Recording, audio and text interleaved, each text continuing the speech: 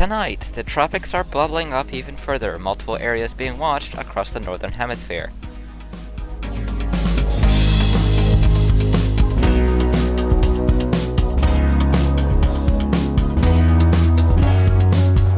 And now the latest around the wide world of tropics.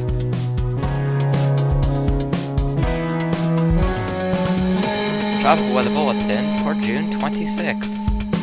Well, here we are with another day in the wide world of tropics. We have Tropical Storm Celia, the only thing active still, and it's on its weakening trend as it continues to dive deeper into those cooler sea surface temperatures. Nothing active in the moment elsewhere, but that is likely to be changing within the next few days.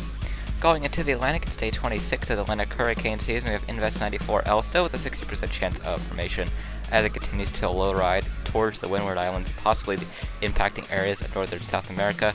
We've also got another area of interest because it's June. It wouldn't be right without a Gulf of Mexico area of interest, a 20% chance of developing in the next 5 days. In the Eastern Pacific, it's day 43, and we have Celia. That is expected to weaken further as it continues westward. We also have an area of interest with a 30% chance of forming to the south of Mexico. Going onwards into the Western Pacific, the area of interest that we've been talking about is now an actual area of interest by our standards here. It's a 20% chance in the South China Sea and could pose a threat to China and even Hong Kong in the next several days. We'll be discussing that later when we get to the model side of things. In the North Indian Ocean, we are still in the part where nothing happens, so congratulations, you have gotten another 10 seconds of me telling you that there is nothing going on and nothing expected in the next 5 days. It's summer, nothing's happening. At best, a monsoon depression, nothing else in the next 5 days or any time for that matter. Despite 40 minutes of me trying to get the updated imagery of Celia from Earth, it decided that apparently rate limit exceeded is the best way it can get. And needless to say, that's kind of the reason this is late, so sorry about that, and thank you RealWorld for not giving me the updated imagery for Celia. I guess you have to use for the other sliders when we get there, which we're getting to now. In the Atlantic, you can see what's going on here. A frontal system carrying through the western Atlantic, an extratropical cyclone to the north of Ireland and the UK, and some tropical waves, that one of them being 94L. And that's pretty much what we got right now. And this is actually what is going on with Celia right now. We had that banding eye. It's been maintaining its intensity for a bit now at 60 miles an hour. It is expected to continue weakening, especially starting tomorrow, and will likely be a remnant low by Tuesday. In the Western Pacific, you can see it's a monsoonal west just off the Philippine coast. You also have a disturbance that's been affecting Japan with some rain showers. Other than that, it's just a mess all across the Western Pacific. In the North Indian Ocean, you can see what's going on here. It's a mess in the Bay of Bengal with monsoon activity. Same could be said for Arabian Sea. It's kind of a mess there as well, as has been for the last few days. Southwestern Indian Ocean is looking pretty dry at the moment. Nothing going on here. Mainly near the equator is where all the action is with that. And if we head into the Australian region, this is what we've got going on here. Not much going on. Australia is perfectly dry, and all the shower activity is pretty much limited, and there's really not going to be much of anything that can have a chance to develop with all this dry air nearby. In the Eastern Pacific, you can see what the sea surface temperatures are starting to look like now. A bit of a cold spot starting to follow from the effects of Bloss and Celius passing over the same region.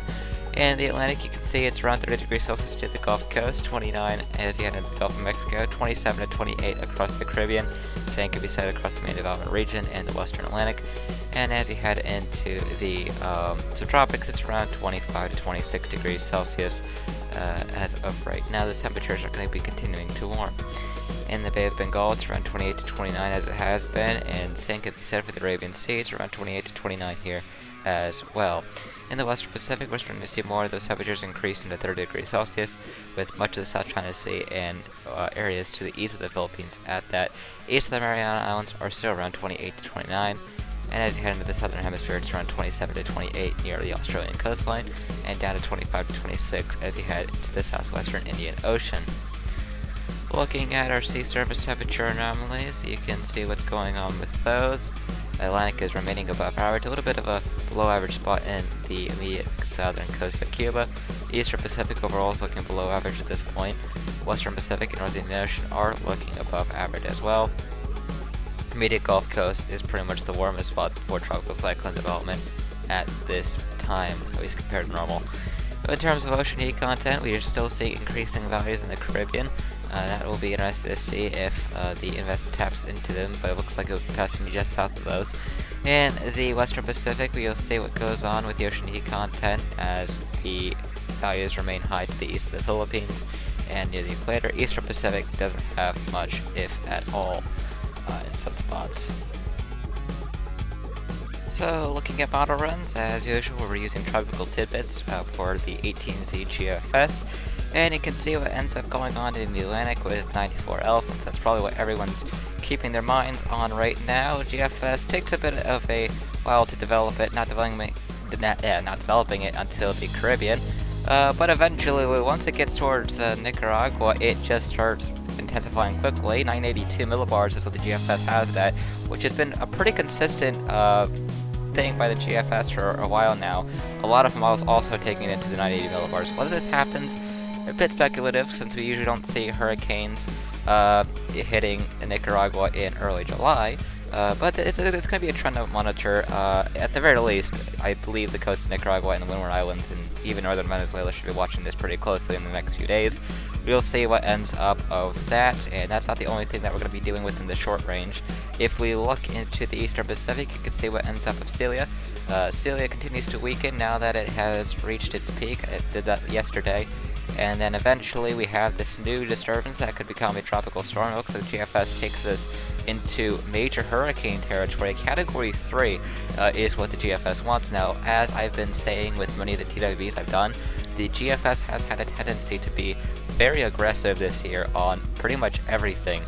So I don't expect this scenario to play out, but it wouldn't be surprising to see yet another upper end tropical storm to maybe hurricane storm. That would be the best guess to say from this standpoint, given the fact it is an area of interest at this time.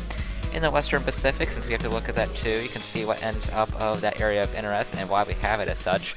Once again, GFS is being a bit aggressive on this, forming it pretty early, and by day 5 they already have it as a Category 1 typhoon. So a lot going on the next 5 days. We're starting to see the tropics wake up, and it's going to be very interesting to see what ends up happening, because it looks like things are about to start getting going after pretty much 2 months of not really seeing much, more than one storm active at a time. Here is the longer range model side of things. You can see what ends up with that Eastern Pacific thing. Gets a bit stronger before eventually starting to weaken off. You can also see that Nicaragua landfall, and eventually the Eastern Pacific storm does die off, with the basin being generally quiet in the aftermath of it. Of course, the main thing that we're going to be looking at is the Western Pacific for the longer range, as we have that nice little Category 1 typhoon already by hour 120 by the GFS. Now keep in mind, the GFS does tend to be pretty aggressive, as I already went over. And you can see what ends up becoming of this typhoon. GFS decides, you know what, we're going to take this down to 944 millibars and then slam it into Hong Kong pretty much as a Category 3. While also developing some kind of monsoonal mess to the east of it that would later go on to impact Japan and South Korea. Now, I don't see this strong of a scenario playing out. That would be moderately unlikely. But I wouldn't be surprised to see another, mid-range tropical storm, maybe even typhoon if it gets itself act together. But like I said, GFS does have a big tendency this year to go way aggressive on things, so I would take these pressures that you see with a major grain of salt. In terms of track, I would still pay attention, but in terms of the actual strengths themselves, you definitely need to take them with a grain of salt, because GFS has been a bit over the top this year. That's really all I can say about that. Here is our shameless plug for the CWB. Can 13 store and buy all kinds of things Force 13 related, between merch and animations, and of course, you know that we are very enthusiastic about selling pillows, so go buy one or else we will do nothing. For our Celia range, we're still in the Western Pacific, focusing on what in the world the GFS is doing afterwards. You can already see that things are about to go wrong in every way possible, based off of those two lows there.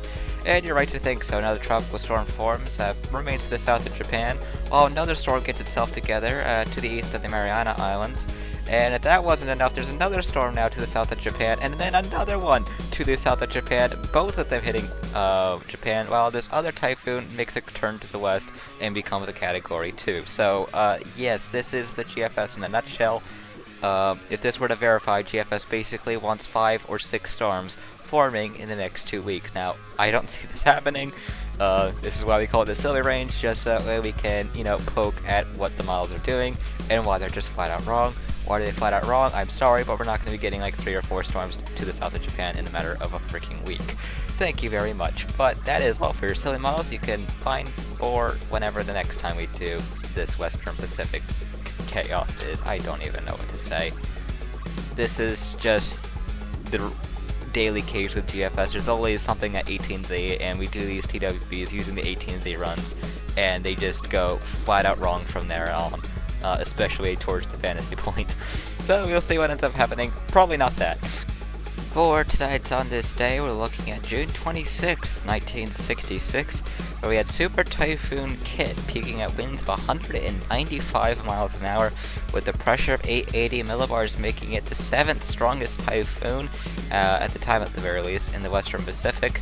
Of course, number 1 officially is Super Typhoon Tip, and if we look at everything here, it was the only typhoon that month with no storms active around the wide world tropics, so interesting that it was all quiet except a 195 mile an hour typhoon that you typically don't see in the month of June. You can find more of our products on this day at Cyclone History, the bottom bar below.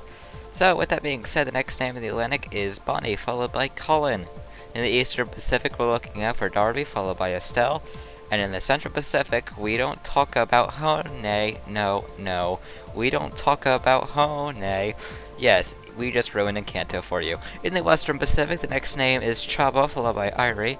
In the North Indian Ocean, the next 2 names here are Citrang, followed by Amandus, and I know I've been saying this for a while, but it looks like I finally get to say something new in a few days. Unfortunate if it does develop any impacts, though. In the Australian region, we have Dorian up next. In the southwestern Indian Ocean, there's only a few days left to get let llama before the list changes. And in the South Pacific, we're looking out for Holly. We'll be back for another Truck Weather Bulletin tomorrow night. It'll be either me or Ethan.